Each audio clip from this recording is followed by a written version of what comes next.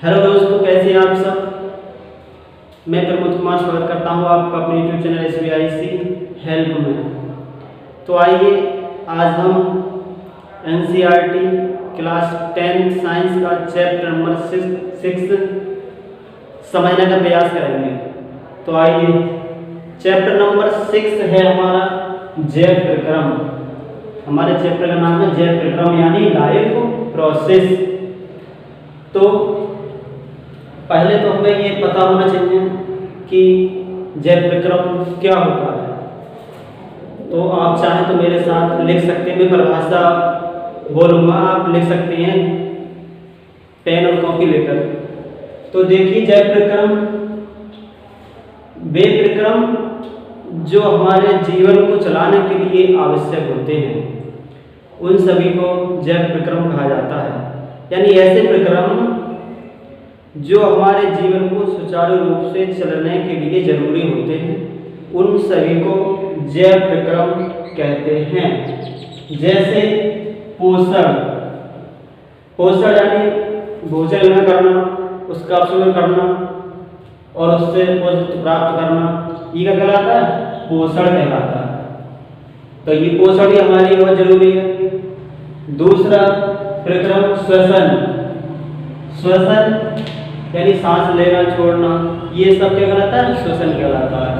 अगला प्रक्रम है हमारा उत्सर्जन यानी जो हम भोजन ग्रहण करते हैं उसका पाचन होता है।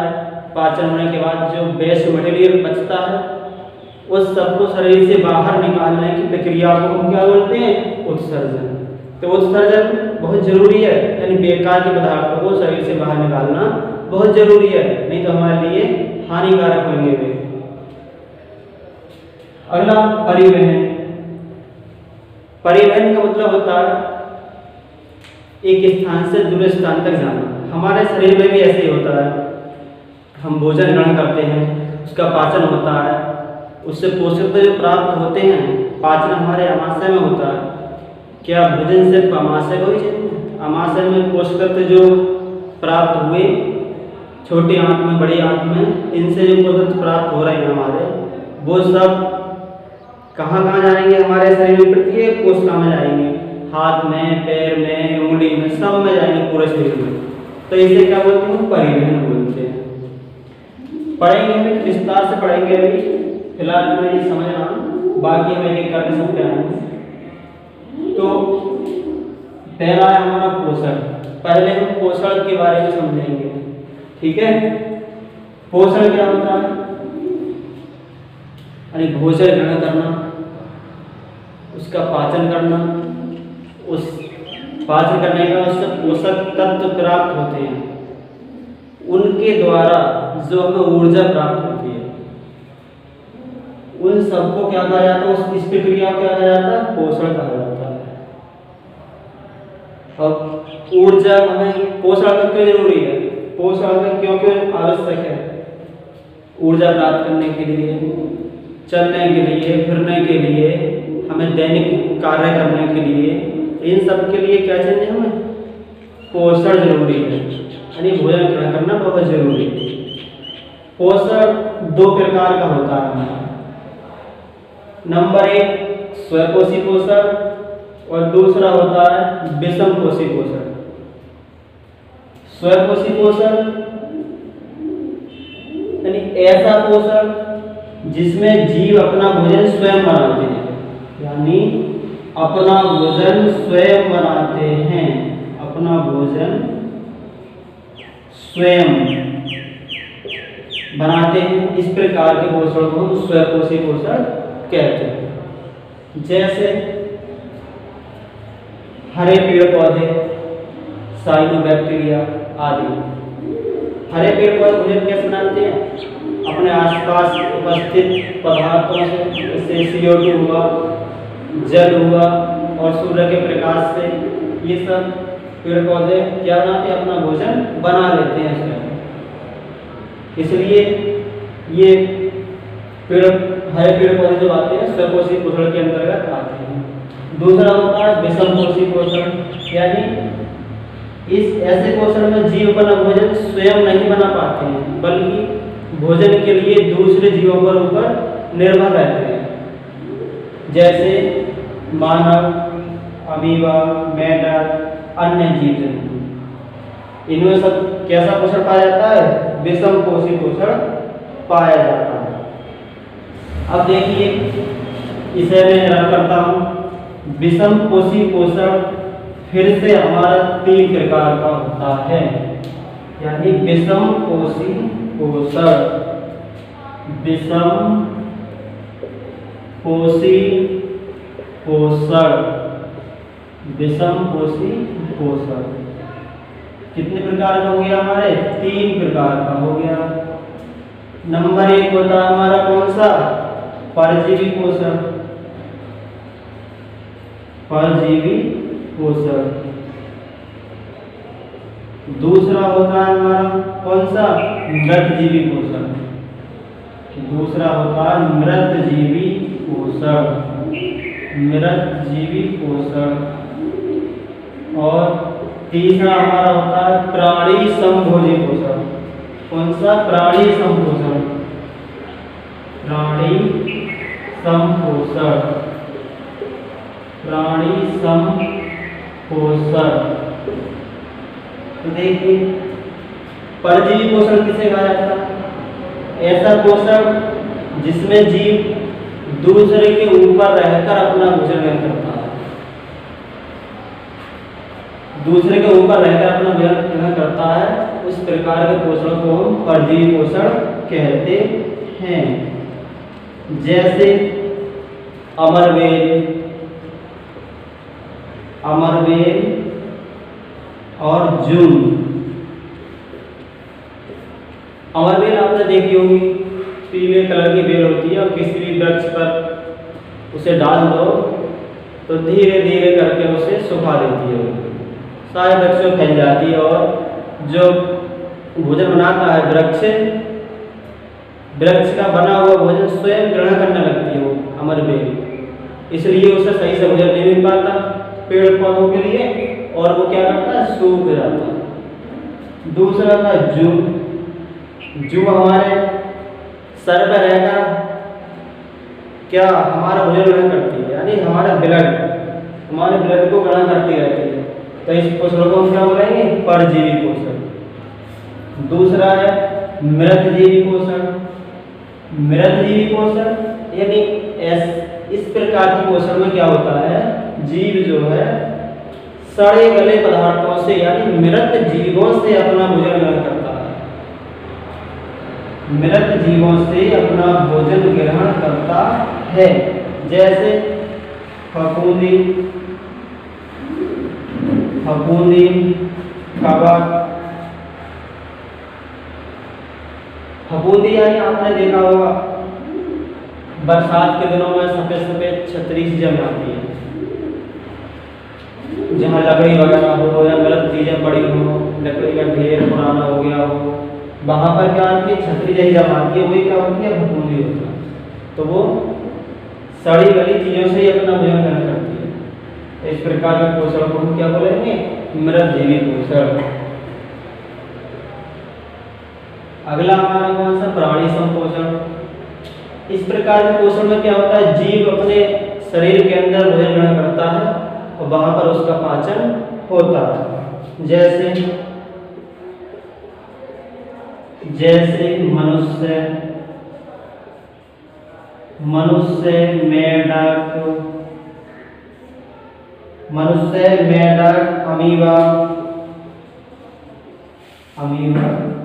अन्य जीव जंतु, बहुत सारे अन्य जीव जंतु आदि। अब आगे पढ़ते हैं, हम इससे आगे चलते हैं। अब पढ़ेंगे हम प्रकाश संश्लेषण क्या है। प्रकाश संश्लेषण के लिए आप लोग बचपन से पढ़ते आ रहे होंगे। आज हम समझते हैं क्या होता है प्रकाश संश्लेषण।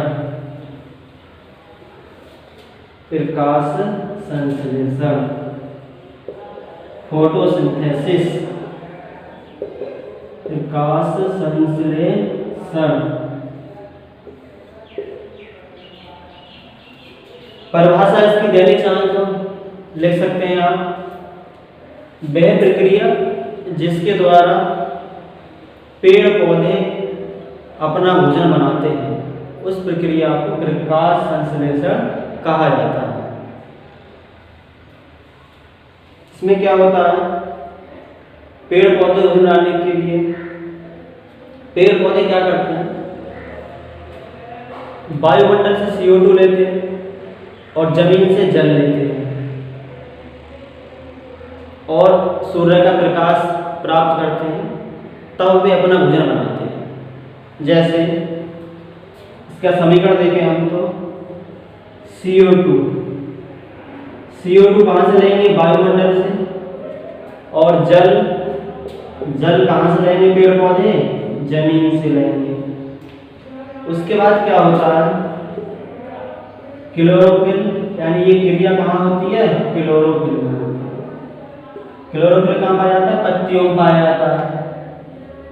भोजन बनाने की प्रक्रिया पेड़ पौधों की जो होती है वो कहाँ होती है, पौधों के हरे भागों में होती है, ज्यादातर पत्तियों में होती है और पत्तियों में क्लोरोफिल पाया जाता है। और क्या कब होगी, सूर्य का प्रकाश होगा, प्रकाश की उपस्थिति में होगी, ठीक है।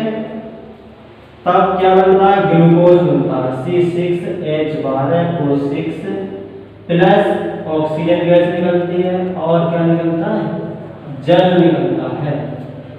ये प्रकाश संश्लेषण क्रिया होती है। संतुलित कर लो इस क्रिया का, 6 कर दो, यहाँ पे 12 कर दो, यहाँ पे 6 कर दो और यहाँ पे 6 कर दो, ये संतुलित हो गई, ठीक है। तो आपसे पूछे कोई प्रकाश संश्लेषण क्या है तो आप बता सकते हैं।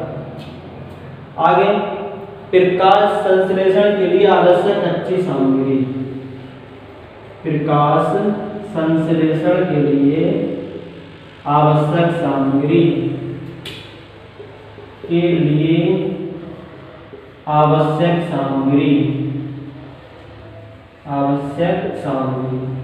क्या क्या चाहिए पेड़ पौधों को कि प्रकाश संश्लेषण की क्रिया हो जाए। तो इनके लिए मुख्य रूप से 4 चीजों की आवश्यकता होती है प्रकाश संश्लेषण क्रिया होने के लिए। पहली बात तो चाहिए, सबसे पहले सूर्य का प्रकाश चाहिए। क्या चाहिए, सूर्य का प्रकाश। सूर्य के प्रकाश के बाद क्या जरूरी है, क्लोरोफिल जरूरी है। क्लोरोफिल कहाँ पाया जाएगा, पत्तियों में पाया जाता है। तीसरी चीज आवश्यक है, CO2 जरूरी है। और चौथा क्या चाहिए इनके लिए, जल। इन 4 चीजों की आवश्यकता होती है प्रकाश संश्लेषण क्रिया होने के लिए। चलिए कुछ आगे बढ़ते हैं, हम थोड़ा आगे बढ़ते हैं। अब हम पढ़ेंगे रंध्र के बारे में। रंध्र क्या होता है, जिसे स्टोमेटा भी कहा जाता है इंग्लिश में।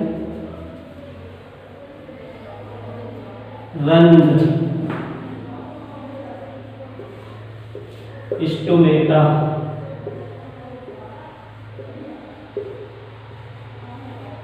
तो देखिए, जिस आपने देखा होगा अपने शरीर में छोटे छोटे सूक्ष्म छिद्र पाए जाते हैं।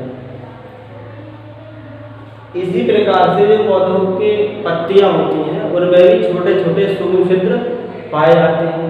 उन्हीं सूक्ष्म छिद्रों को क्या कहा जाता है, रंध्र कहा जाता है। हम देखते हैं ये मान लो पत्ती है, ये इस प्रकार से ये पत्ती, इनकी संरचना होती है रंध्र। ये क्या है, बीच में रंध्र। ये क्या है, द्वार कोशिका, द्वार कोशिका। और इधर ये क्या होती है, इधर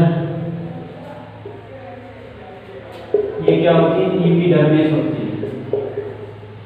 एपिडर्मिस, एपिडर्मिस यानी बाहरी परत। तो ये इनकी रचना होती है। अब रंध्रों के कार्य क्या है, क्या काम करते हैं ये रंध्र के कार्य। तो देखिए, जो पेड़ पौधों रंध्र का मुख्य कार्य है गैसों का आदान प्रदान करना, गैसों का आदान प्रदान करना, गैसों का आदान प्रदान करना। पेड़ पौधे प्रकाश संश्लेषण क्रिया के लिए CO2 ग्रहण करते हैं, तो वो किन के द्वारा करते हैं? इन्हीं रंध्रों के द्वारा ग्रहण करते हैं। और कौन सी गैस बाहर निकालते हैं? ऑक्सीजन गैस बाहर निकालते हैं। तो किन के द्वारा बाहर निकालते हैं? रंध्रों के द्वारा ही ऑक्सीजन गैस को बाहर निकालते हैं पेड़ पौधे। तो ये रंध्रों का कार्य हो गया गैसों का आदान प्रदान करना।